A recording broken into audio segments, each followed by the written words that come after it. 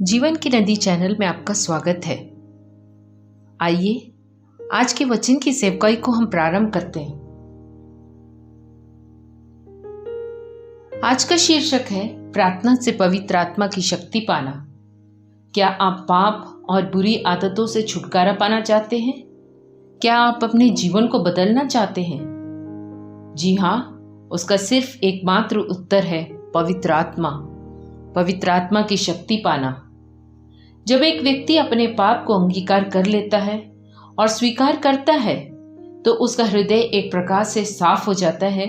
और आप सोचेंगे कि यह हमें कैसे पता चलेगा कि मेरी गलती माफ हो गई है या मेरे पाप क्षमा हो गए हैं। इसके लिए आप सबसे पहले प्रभु यीशु मसीह को उद्धारकर्ता होकर स्वीकार करें और यीशु मसीह को अपना प्रभु जानकर अंगीकार करें और अपने मन में यह विश्वास करें कि परमेश्वर ने उसे मरे हुओं में से जिलाया, तो आप उद्धार पाओगे। यह वाक्य रोमियो 10:9 में दिया है। यह एक जरूरी प्रक्रिया है कि आप धार्मिकता के लिए मन से विश्वास करें और उद्धार के लिए मुंह से अंगीकार करें। यशायाह 1:16 में दिया गया है, हमारे पाप, हमारे अधर्म कितने भी लाल रंग के हो तो भी वे हिम के समान उजले हो जाएंगे। हमारा ऐसा परमेश्वर है जो मनुष्यों के जैसे बार बार हमारे पापों की चर्चा नहीं करता। उसने जिसे भी माफ किया उससे कहा, जा फिर पाप ना करना। लेकिन मनुष्य कमजोर है, शारीरिक और आत्मिक शक्तियां कम हैं कि हम इस संसार के आकर्षणों अर्थात शरीर की अभिलाषाओं, आंखों की अभिलाषा, जीविका का घमंड आदि का सामना हम नहीं कर सकते। हमारा जब मन कमजोर होता है तो शैतान हमारे मन में भी जो भी कार्य करता है परमेश्वर को प्रिय नहीं है, उसे करने को उकसाता है। जिस प्रकार सांप ने झूठ बोलकर हव्वा को बहकाया कि उस फल के खाने से तुम निश्चय ना मरोगे बल्कि परमेश्वर के समान बन जाओगे, और फिर स्त्री ने उस फल की विशेषताओं को शैतान की नजर से देखा और उसे अच्छा लगा, देखने में मनभाऊ लगा, बुद्धि देने योग्य, और आखिर में परमेश्वर की आज्ञा को भूलकर अवज्ञा करते हुए खुद खाया और अपने पति को भी दिया। ठीक उसी प्रकार संसार के सारे गलत काम दिखने में बहुत सुंदर, मनभाऊ, हमें अलग दिखने के काबिल बनाने योग्य, तात्कालिक सुख विलास देने वाले, नशा पैदा करने के योग्य होते हैं।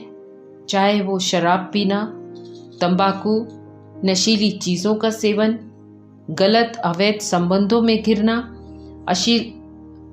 अश्लीलता में लिप्त होना, बुरे विचार, व्यभिचार, चोरी, हत्या, लोभ, दुष्टता, छल, निंदा, अभिमान, मूर्खता, झगड़ा, क्रोध इत्यादि, जो कि मरकुस 7:20-22 में और गलतियों 5:19-22 में दिया गया है, हमें विनाश की ओर लेके जाता है और हमारे साथ में हमसे जुड़े हर एक व्यक्ति को नरक में डाल सकता है, क्योंकि वे परमेश्वर के राज्य के वारिस ना होंगे।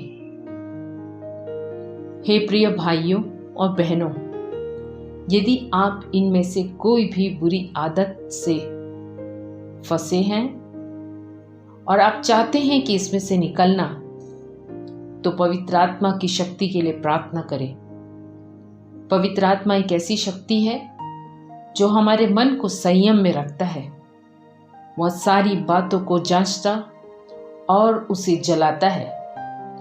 वह एक आग है जैसे शक्ति जो हर पल हमारे मन में गर्म करती और उसमें कोई अशुद्धता आने नहीं देती।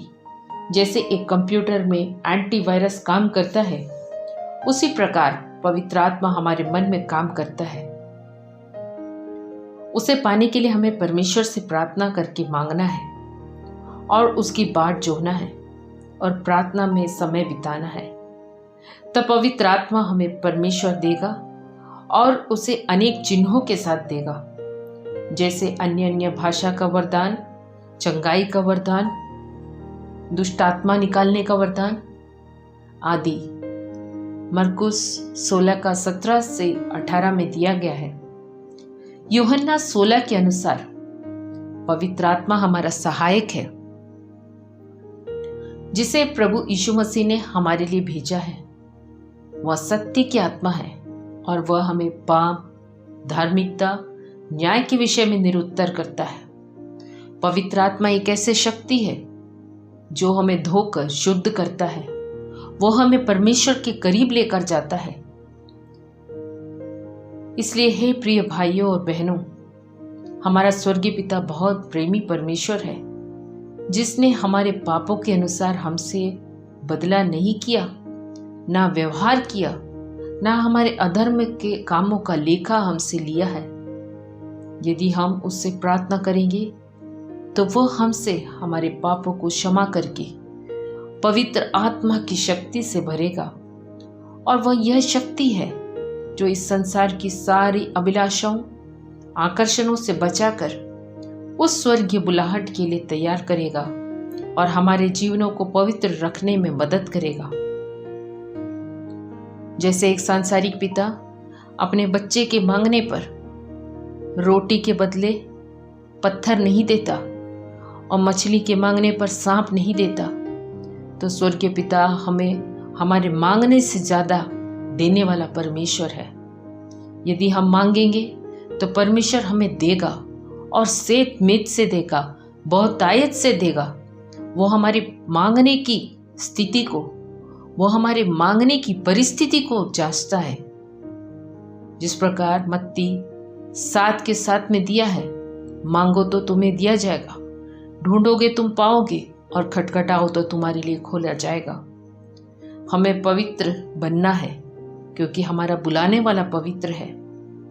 इब्रानियों 12 के 1 में दिया गया है, हर एक रोकने वाली वस्तु, उलझाने वाले पाप को दूर करके वह दौड़ जिसमें हमें दौड़ना है, धीरज से दौड़े और संसार की उस चौड़े मार्ग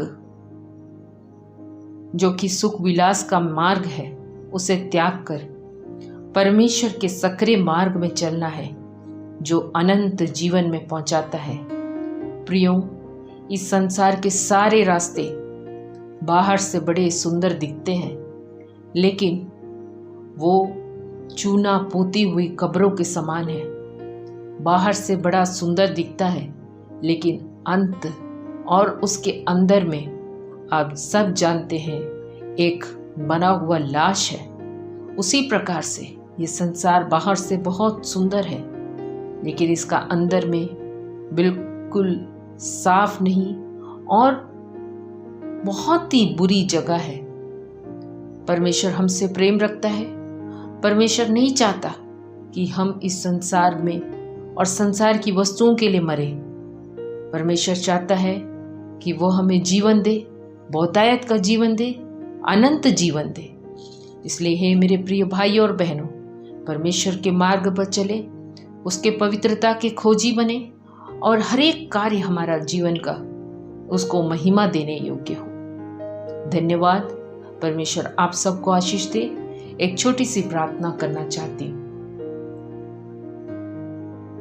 हे स्वर्गीय पिता परमेश्वर, ये सुंदर समय के लिए धन्यवाद करते हैं। जिस प्रकार आपने वचन के द्वारा हमसे बातचीत किया, हमारे जीवन में पवित्र आत्मा की शक्ति की बहुत ज़रूरत है। परमेश्वर, हम कमज़ोर हैं, हम निर्बल हैं। हमारे जीवन में संयम की आत्मा दे, सत्य की आत्मा दे। वो पवित्र आत्मा की शक्ति हमें दे कि हमारा सोच विचार, हमारा चाल चलन, हमारे हर एक बातें आपके योग्य बन पाए। हमारे जीवन को धोकर शुद्ध करना, पवित्र करना। छोटी सी विनती यीशु मसीह के नाम से मांगती हूँ, सुन दया से ग्रहण कर। आमीन। परमेश्वर आप सबको आशीष दे।